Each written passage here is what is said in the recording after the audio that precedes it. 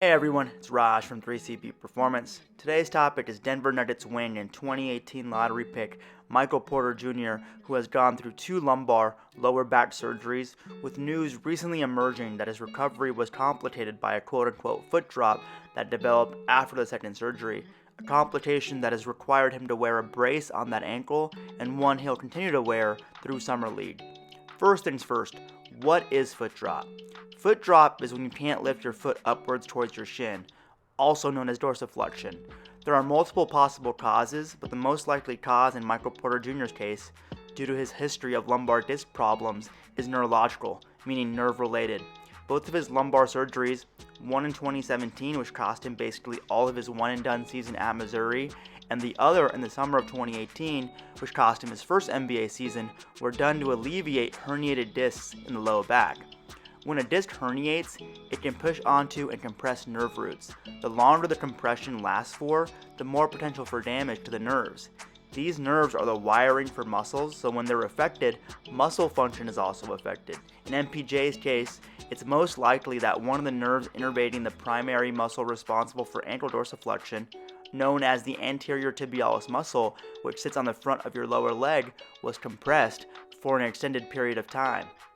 The anterior tibialis muscle is innervated by a branch of the common peroneal nerve known as the deep peroneal nerve. The origin of the nerves in the lower body start in your lower back, and these are known as the quote-unquote nerve roots. They're labeled sequentially by what part of the spine they exit out of, and in this case the nerve roots of importance are the 4th and 5th nerves exiting the lumbar low back spine, and first nerve exiting the sacral spine, also known as L4, L5, S1. Typically, the nerve affected and causing foot drop is L5, with the second most common culprit being L4. However, it could be any or a combination of those nerves which are being impacted. We don't have any direct details on that, but what we do know is that he's been dealing with the foot drop for months and is currently wearing a brace, which he'll also be wearing at Summer League. Foot drop can result in less clearance for the foot during walking, and if severe enough, the toes actually dragging or getting caught on the ground. Porter Jr.'s brace, most likely a dorsiflexion assist ankle foot orthosis or AFO, takes the foot out of the drop foot position and moves it into a neutral one.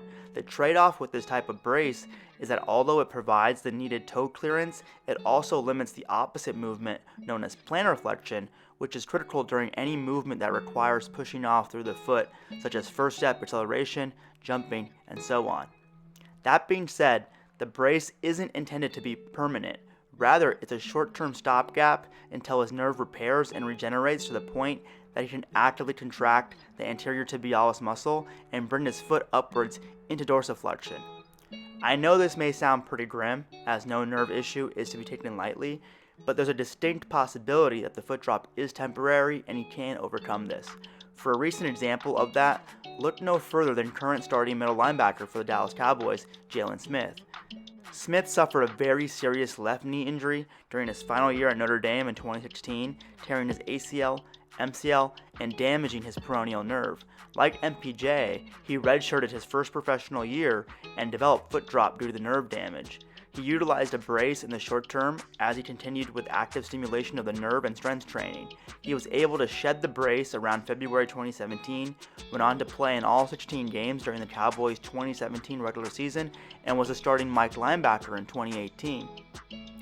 This example doesn't mean Michael Porter Jr.'s recovery is guaranteed, because we don't know the extent of his nerve issue compared to Jalen Smith, nor do we know if his nerve will repair and regenerate at the same rate. However, it's still an example of a promising player who was able to get back to 100% after dealing with this foot drop condition.